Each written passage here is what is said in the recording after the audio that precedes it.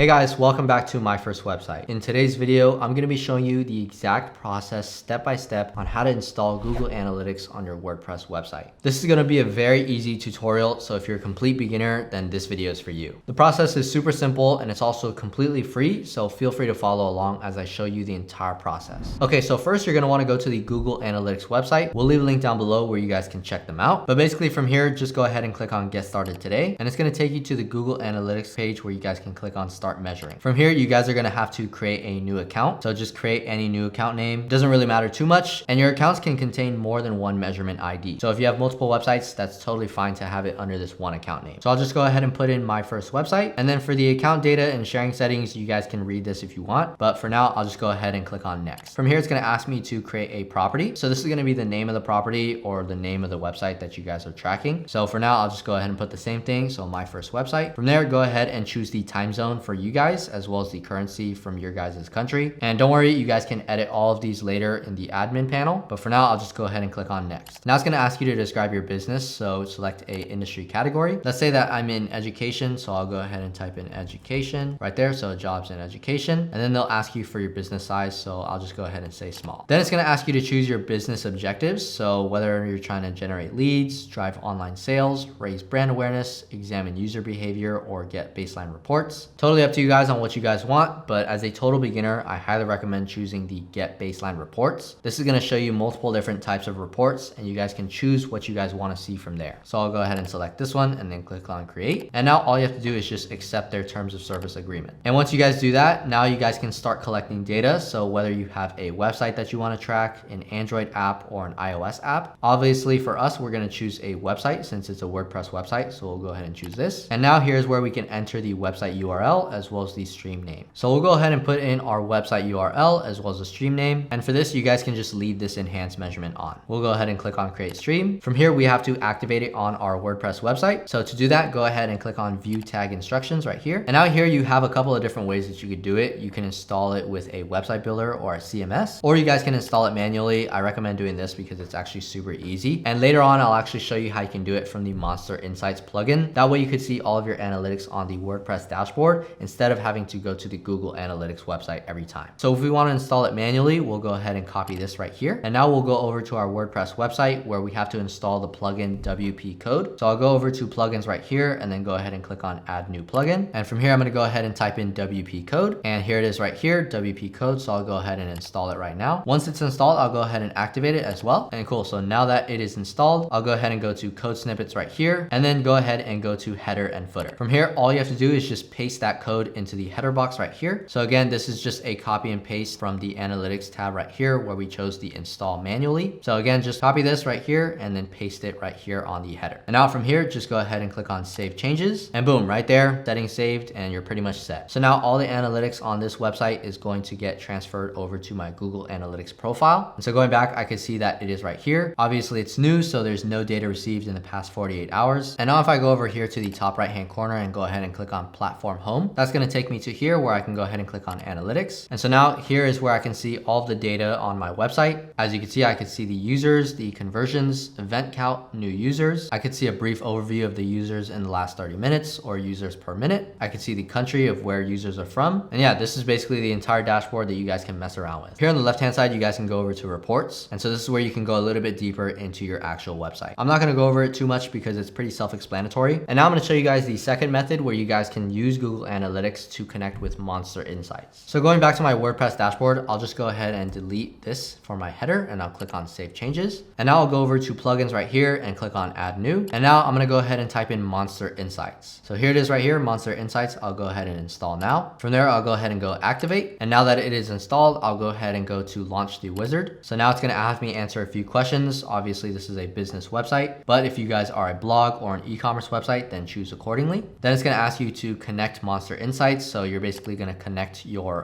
Google account. So I'm going to go ahead and choose the Google account that I used to create that profile on Google Analytics. So now that I've connected, I'll go ahead and select my property. So you guys should see that the property that you made is on here. I'll go ahead and click on complete connection. And now that that's done, you guys can mess around with any of the other settings that you want. I recommend as a total beginner, just leave all these settings the same. And same with the website features, just keep it all the same. And then it's going to take you to the last page where you guys can upgrade to Monster Insights Pro. This is going to allow you to have advanced reporting, e-commerce tracking, privacy compliance, advanced tracking, and growth tools, and a bunch of other features that might be good for you if you guys need them. So you guys can check them out, or you guys can just continue the setup without upgrading. So cool, that's pretty much it. Monster Insights is now connected, so we no longer have to go to Google Analytics. But the only thing with this is that we do have to turn off the enhanced measurements. So to do that, I'm gonna go ahead and go over down here to admin, and then I'll go down to data collection and modification, and then data streams. And now I'll go ahead and choose my data stream that I created. And now where it says enhanced measurement, I'll just go ahead and turn this off. So the reason why you wanna make sure that you turn this off is because it's going to duplicate on Monster Insights. So if you don't want duplicate data and you don't want incorrect data on your website, go ahead and turn enhanced measurement off. So now when you're on Monster Insights, you can go ahead and go down to reports right here. And it's pretty much the same thing as Google Analytics, where you can see your session, page views, and obviously because we just set this up,